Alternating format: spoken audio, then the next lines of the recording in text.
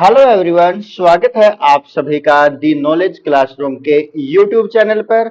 आज की इस वीडियो में हम बात करने वाले हैं इतिहास का एक महत्वपूर्ण विषय, जो कि हम जानते हैं सिकंदर के आक्रमण के बारे में, भारतीय इतिहास के बारे में, या हम मौर्य साम्राज्य के बारे में जानना चाहे तो उससे पहले कुछ सिकंदर महान के बारे में या अलेक्जेंडर के बारे में जानना एक महत्वपूर्ण कार्य करेगा। जब भी हम इसके एक बेसिक के बारे में जानना चाहे तो चलिए शुरू करते हैं कि जो सिकंदर महान है उसके जन्म को लेकर के, उसका जो जन्म है वो कहां पर होता है, इत्यादि इत्यादि बातों के साथ हम शुरू करते हैं।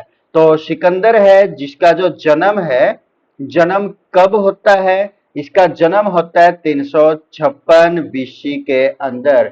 356 बीसी में इनका सिकंदर का जन्म होता है। और इसका जो जन्म स्थान है, जन्म स्थान क्या है? जन्म स्थान है मकदूनिया। क्या नाम है इसके जन्म स्थान का? मकदूनिया में इनका जन्म होता है, या जो कि ग्रीक के अंदर, जिसको ही हम यूनान के नाम से भी जानते हैं, यूनान के नाम से भी जिसको जाना जाता है। और इसी को कहीं ना कहीं पर बोला जाता है मैकाडोनिया। क्या बोला जाता है? मैकाडोनिया भी इसको बोला जाता है। तो चलिए, जो सिकंदर है उसके बारे में, जब वो भारत के ऊपर आक्रमण करता है उसके बारे में जानने से पहले थोड़ा और हम इसके बारे में डिटेल से जानते हैं। इसके जो पिता है, इसके पिता का नाम, यानी कि सिकंदर के जो पिता है, इसके पिता का नाम क्या था? फिलिप था। इसके पिता का नाम क्या था? फिलिप था, जो कि कहां का शासक था? मकदूनिया का शासक था। और इसके जो गुरु का नाम था, इसके जो गुरु का नाम था वो क्या था? अरस्तु था। अरस्तु। अरस्तु के बारे में हम जानते हैं कि वो कौन थे, जिसको क्या बोला जाता है? जीव विज्ञान का पिता बोला जाता है। जीव विज्ञान का पिता किसको बोला जाता है? अरस्तु को बोला जाता है जीव विज्ञान का पिता। और जो ये सिकंदर था, इसका एक सपना था। इसका जो सपना था वो क्या था? कि पूरे विश्व को जीतना है, दुनिया जीतने का इसका एक सपना था। और उसको जीतने के लिए, उसको पूरा करने के लिए उसने जी तोड़ मेहनत की है। उसके बारे में भी हम जानते हैं। भारत के ऊपर इसने आक्रमण कब किया था? 326 बीसी के अंदर ये भारत में आक्रमण करता है। तो अब शुरू करते हैं हम इसकी कहानी। जो सिकंदर है, सिकंदर के बारे में हम अब बिल्कुल डिटेल से जानने लग रहे हैं। लगभग चौथी सदी के अंदर पूरे विश्व के ऊपर अपना आधिपत्य जमाना चाहते थे यूनानी भी और ईरानी भी। इसी कारण से इन दोनों के बीच में, यूनानियों के बीच में, और जो थे कौन? ईरानी थे। इन दोनों के बीच में संघर्ष चलता रहा। ईरानी और यूनानियों के बीच में लगातार संघर्ष चलता रहा। जो मकदूनिया वासी था, यानी कि जो सिकंदर था, वो कहां से बिलोंग करता था? मकदूनिया से बिलोंग किया करता था। तो उसके नेतृत्व में जो यूनानी थे, उन्होंने आखिरकार क्या कर दिया? इनकी जीत हुई। जो यूनानी थे, इनकी जीत हुई और इन्होंने क्या कर दिया? ईरान को मुख्यतः नष्ट कर दिया। जो ईरान का साम्राज्य था, ईरान साम्राज्य को इन्होंने नष्ट कर दिया। अब जब ये नष्ट कर देते हैं तो सिकंदर क्या करता है? अपनी सेना के साथ, जो एशिया माइनर है, जिसको हम तुर्की के नाम से जानते हैं, या इराक के नाम से, इराक जो थे, एरिया थे, यानी कि जो सिकंदर था उसने एशिया माइनर यानी कि तुर्की और इराक को भी जीत लिया। और साथ ही साथ में उसने किसको भी जीत लिया था? ईरान को भी जीत लिया था। यानी कि ईरान, इराक और तुर्की, इनके ऊपर लगभग किसका शासन हो चुका था? सिकंदर का शासन इनके ऊपर हो चुका था, इनको जीत लिया था। अब जो सिकंदर था, इसने सुना हुआ था किसके बारे में? भारत के बारे में। किससे सुना हुआ था? जो इतिहास का पिता है, इतिहास का जो पिता है, जिसको हम क्या बोलते हैं, हीरोडोटस बोलते हैं, हीरोडोटस के नाम से हम जिसको जानते हैं, या फिर जो कोई भी यूनान का लेखक था जिसने वर्णन किया हुआ था भारत का अपनी पुस्तकों के अंदर, अपनी बुकों के अंदर, कि यहां पर जो संपत्ति है वो संपत्ति किस प्रकार की है, संपत्ति अपार है भारत के अंदर, भारत के अंदर अपार संपत्ति है, ऐसा सुना हुआ था सिकंदर ने। अब इन प्रदेशों को जीतने के बाद अब वो किसकी तरफ बढ़ना शुरू कर देता है, भारत को जीतने के लिए, जब उन्होंने जो वहां पर भारत के बारे में लिखते हैं, हेरोडोटस लिखता है या कोई यूनान का लेखक लिखता है अपनी पुस्तकों के अंदर भारत की अपार संपत्ति का वर्णन जब वो कर सुनता है या पढ़ता है, तो सिकंदर का जी ललचा जाता है और वो भारत के ऊपर आक्रमण करने के लिए बढ़ जाता है।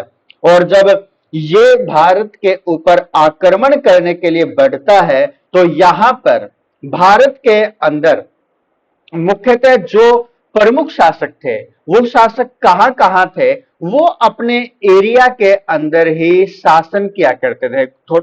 यहां पर छोटे छोटे जो राजतंत्र थे या जो कबीले थे, भारत किसके अंदर बंटा हुआ था, भारत बंटा हुआ था अपने छोटे छोटे एरियो के अंदर, कुछ राजतंत्रों के अंदर, या फिर हम कबीलों के बारे में बात करें, उन कबीलों के अंदर भारत बंटा हुआ था। सिकंदर ने क्या सोचा कि भारत के ऊपर सबसे आसान है आक्रमण करना और भारत को जीतना, और इसी मकसद से उसने भारत के ऊपर क्या कर दिया, आक्रमण कर दिया।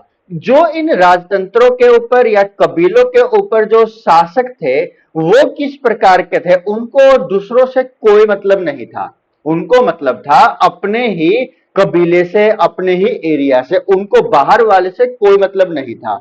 तो इन इलाकों में दो प्रमुख शासक हुए हैं, जिसमें एक था जिसका नाम क्या था, एक का नाम था आम्भी और दूसरे का नाम क्या था, पोरस था। एक का नाम था आम्भी और दूसरे का नाम था पोरस। जो तक्षशिला का शासक था उसका नाम क्या था, तक्षशिला का जो शासक था उसका नाम क्या था, आम्भी था।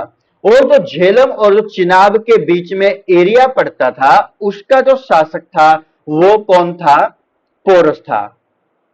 झेलम और जो चेनाब नदी है, चेनाब के बीच में, जो चिनाब के नाम से भी जानी जाती है, इन दोनों के बीच का जो एरिया था, उसके ऊपर शासक कौन किया करता था, पोरस किया करता था। तो यदि दोनों के दोनों, अम्भी भी और पोरस भी, यदि दोनों मिलकर के सिकंदर का सामना करते, तो सिकंदर के नाम के साथ हम महान देखते हैं कि महान है। महान उसको क्यों बोला जाता है, शायद ही उसने कोई युद्ध ऐसा हो हारा हो, क्योंकि उसने कोई भी युद्ध अपने जीवन काल के दौरान हारा नहीं है। जितने भी उसने युद्ध किए हैं, सभी के अंदर उसने क्या प्राप्त की थी, जीत प्राप्त की थी, और इसी कारण से उसको क्या बोला जाता है, महान बोला जाता है। तो अम्भी जो तक्षशिला पर शासन किया करता था, झेलम और चिनाब के जो बीच का एरिया था जिसके ऊपर पोरस शासन किया करता था, यदि ये दोनों मिलकर के मुकाबला करते किसके साथ, सिकंदर के साथ, तो शायद सिकंदर के नाम के साथ महान नहीं लगता और वो उसको हो सकता था क्या कर सकते थे, हरा सकते थे। लेकिन ऐसा नहीं हुआ। उन्होंने क्या किया, दोनों ने अलग अलग युद्ध किया। पहले आम्भी ने युद्ध किया और उसने उसके सामने हार मान ली। लेकिन जो पोरस था, पोरस ने डट करके मुकाबला किया किसका, सिकंदर का। लेकिन क्या हो जाता है, फिर भी जो पोरस है हार जाता है। और हारने के बाद अब सिकंदर क्या मानता है कि जो सिकंदर है उसने क्या देखा कि जो पोरस है, पोरस ने जो मुकाबला किया है वो वास्तव में काबिले तारीफ था। अभी तक सिकंदर ने ऐसा मुकाबला नहीं किया था जितना कि पोरस के साथ उसने करना पड़ा था। और इसी से प्रसन्न होकर के जो सिकंदर है वो क्या करता है, पोरस को उसके द्वारा जो जीता गया एरिया था, जो सिकंदर ने पोरस का एरिया जीता था, वो वापिस कर देता है पोरस को। और दोनों ही मिलकर के क्या करते हैं, अब दोनों ही मिल जाते हैं। सिकंदर और जो पोरस है, अब दोनों के दोनों मिल जाते हैं, अपना सहयोगी पोरस को बना लेता है। अब जो जो यहां पर ये आगे बढ़ने के बारे में सिकंदर सोचता है, तो सिकंदर की जो सेना है, सिकंदर की सेना ने मुख्यतः आगे बढ़ने से मना कर दिया। मना कर दिया, मना क्यों किया? क्योंकि जो उसने ये देखा कि यदि जो सिंधु के, जो भारत के अंदर है, यदि हम आगे बढ़ेंगे, जो सिंधु नदी है, क्योंकि उनका मुकाबला अभी तो पोरस के साथ हुआ था, और पोरस ने भी लगभग एक अच्छा मुकाबला सिकंदर के साथ किया था। सिकंदर की सेना को अब अनुमान आ चुका था कि यदि भारत के अंदर वो आगे बढ़ेंगे, भारत में सिंधु नदी के पार यदि वो जाएंगे, तो उनका जो मुकाबला है किस प्रकार की सेना के साथ होने वाला है। तो एक प्रकार का जो डर था इस सेना के मन में था। और अब सेना को समझाने के लिए जो सिकंदर है, सिकंदर क्या कहता है अपनी सेना में, मैं उन दिलों में उत्साह भरना चाहता हूं जो निष्ठाहीन है और कायरतापूर्ण डर से दबे हुए हैं। ये बात सिकंदर अपनी सेना के अंदर उत्साह भरने के लिए बोलता है, लेकिन सेना टस से मस नहीं हुई। और सिकंदर ने ये देखा, और जो उसकी सेना थी उसने क्या देखा कि लगातार 10 वर्षों तक जो वो जीत के साथ आगे बढ़ने लग रहे हैं, लेकिन भारत के सामने आने पर वो लगभग जो सेना है अपनी एक हार मान लेती है।